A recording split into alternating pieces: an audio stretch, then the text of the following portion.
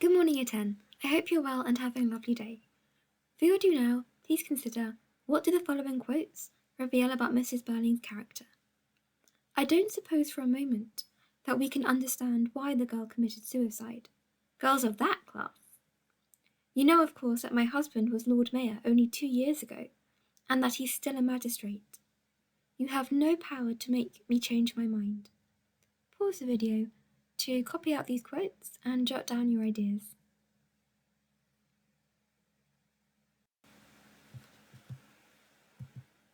So please could you write the date and title? The title is Mrs. Birling Refuses to Take Responsibility. Key moment 4. Do now review. For the first quote, it reveals a lack of empathy for and an understanding of the working classes, revealing her prejudice and her narrow-minded outlook on life. The second quote, she tries to use her status to intimidate others. And the third quote, tries to undermine the inspector's authority, indicating she isn't used to being questioned or confronted. Pause the video to make a note of these answers. Next, can you please reread pages 40 to 49 in your play? You'll meet Mrs. Birling, Gerald, Sheila, Inspector, and Mr. Birling in this section. And as you read through, could you please annotate ideas relating to social prejudice and Mrs. Birling's character? Pause the video, please, to do this now. Next, I would like you to read through the key moment. It's on class charts attached, so please open it up and read through the key moment. I'd like you to make notes either in your play or on the key moment extract about the characters. Focus on language and structure, but also about the effect on the audience, contemporary, so at the time, and modern. Also, ask yourself what themes are apparent here. What questions could you answer using this moment? Pause the video to do this now.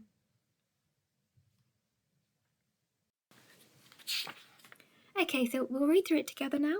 Please make sure you have your play in front of you or the extract, and you're making notes as we go.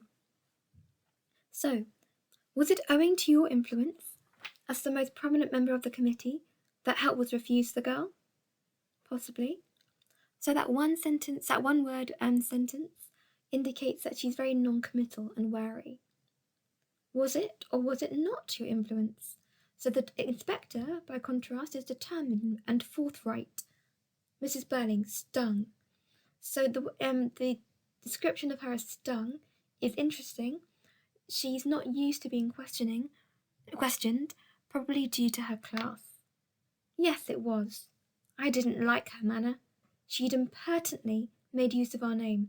So impertinently means not showing proper respect. She thinks people of the lower class should pay a lot of respect to people of the higher class. Though she pretended afterwards, it just happened to be the first name she thought of. She had to admit. So there she presents herself as powerful, after I began questioning her, that she had no claim to the name, that she wasn't married, and that the story she told at first, about a husband who deserted her, was quite false. It didn't take me long to get the truth, or some of the truth, out of her. Why did she want help? You know very well why she wanted help, so we have a rude, accusatory, agitated tone here. No, I don't. I know why she needed help, but as I wasn't there, I don't know why she asked for your committee. I don't think we need to discuss it. You have no hope of not discussing it, Mrs. Birling, so we've got an interrogatory approach, showing that the inspector once again is determined and resolved to get to the truth, despite Mrs. Birling trying to deny him this. If you think you can bring any pressure to bear upon me, Inspector, you're quite mistaken. Unlike the other three, I did nothing I'm ashamed of, or that won't bear investigation. So unlike the other three I've highlighted, she believes she's above it all. She hasn't learnt from their mistakes. We were asked to look carefully into the claims made upon us. I wasn't satisfied with the girl's claim. She seemed to me to be not a good case, and so I used my influence to have it refused. And in spite of what's happened to the girl since, I consider I did my duty. So if I preferred not to discuss it any further, you have no power to make me change my mind, I would highlight that. You have no power. She's determined to place herself above the inspector. Yes, I have. No, you haven't. Simply because I've done nothing wrong and you know it. So she's very self-righteous. Inspector, very deliberately. I think you did something terribly wrong. Terribly is an intensifier. It increases the strength of the noun wrong. And that you're going to spend the rest of your life regretting it. I wish you'd been with me tonight in the infirmary. You'd have seen Sheila bursting in. No, no, please, not that again. I've imagined it enough already. So this is interesting because we have the contrast between Sheila and her mother. The exclamatory sentence, no, no, please, and the repetition of no, shows that she's extremely sensitive and very much moved by what's happened, in contrast to her mother, who's cold and stoic. Inspector, very deliberately, so everything is planned to bring about a particular result. He wants to build suspense. Then the next time you imagine it, just remember that the girl was going to have a child. Sheila, horrified. No, oh, horrible, horrible. How could she have wanted to kill herself? So we have dichotomy between Sheila and Eva Smith, and also between her and her mother. And so we've got horrible, horrible. Repetition emphasizes just how much she's been affected, along with the exclamatory sentence no. Because she's been turned out and turned down too many times. This was the end. Mother, you must have known. It was because she was going to have a child that she went for assistance to your mother's committee. Birling, look here. This wasn't Gerald Croft. Inspector cutting in sharply. No, no, nothing to do with him.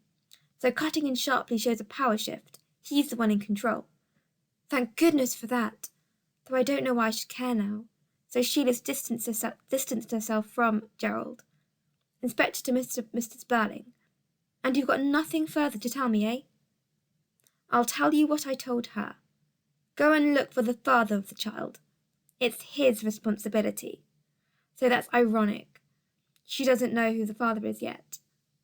And it also links to the key theme of responsibility. That doesn't make it any less yours.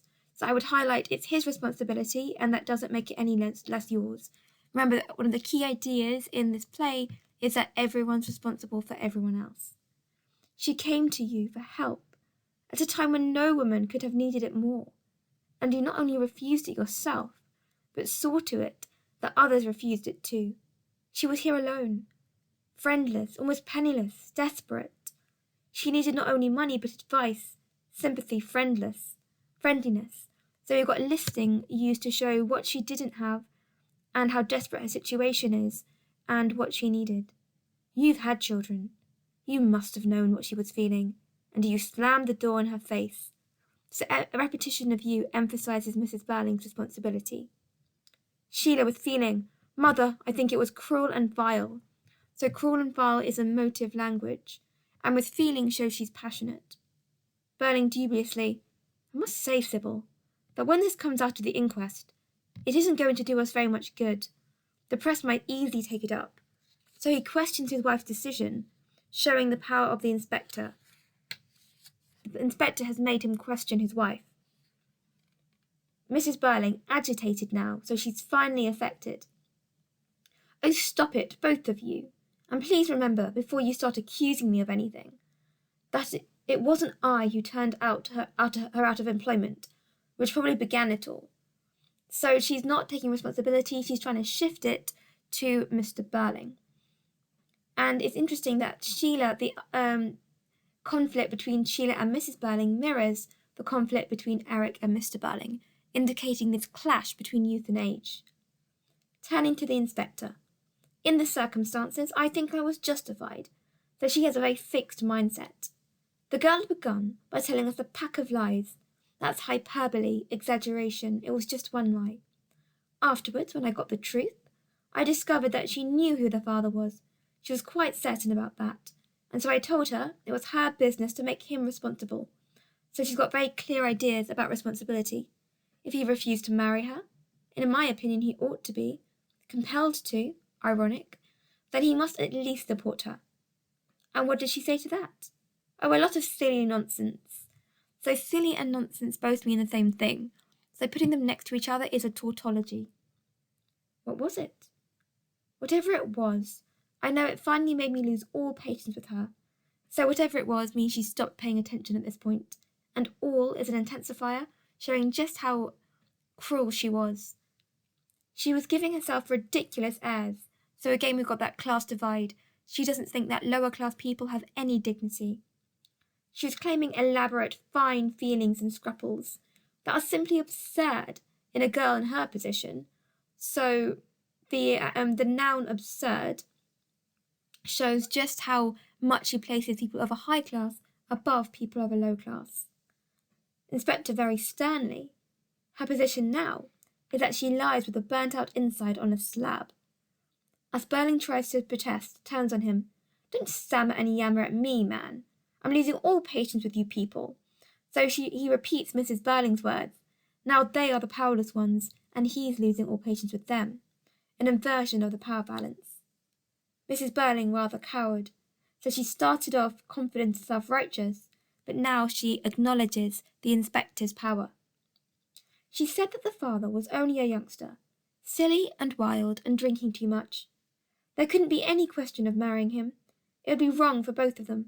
He had given her money, but she didn't want to take any more money from him. So silly and wild and drinking too much? This tricolon indicates she had no choice. Why didn't she want to take any more money from him? All a lot of nonsense. I didn't believe a word of it. So she's dismissive and patronising, uncaring. I'm not asking you if you believed it. I want to know what she said. Why didn't she want to take any more money from this boy? Oh, she had some fancy reason. As if a girl of that sort would ever refuse money. So she thinks all girls of working class are the same, an elitist attitude. And so it's Mrs. Birling's prejudiced attitude which led her straight into the inspector's trap, as she cannot believe Eric would get involved with any girl of that sort. She's judgmental and callous. Inspector sternly, I'm warning you, you're making it worse for yourself. What reason did she give for not taking any more money? So making it worse for yourself, got foreshadowing, building up suspense, sternly indicates he's clearly in control. Her story was, so the noun story indicates that her prejudice blinds her from the truth, that he'd said something one night when he was drunk that gave her the idea that it wasn't his money. Where had he got it from? He'd stolen it. So she'd come to you for assistance because she didn't want any more stolen money. So clearly presents the cruelty of Miss Birling's actions. Mrs. Birling, that's the story. So the repetition of story indicates she doesn't really believe what Eva Smith told her. That's the story she finally told, after I'd refused to believe her original story, that she was a married woman who'd been deserted by her husband. I didn't see any reason to believe one story should be truer than the other. Therefore, you're quite wrong to suppose I shall regret what I did.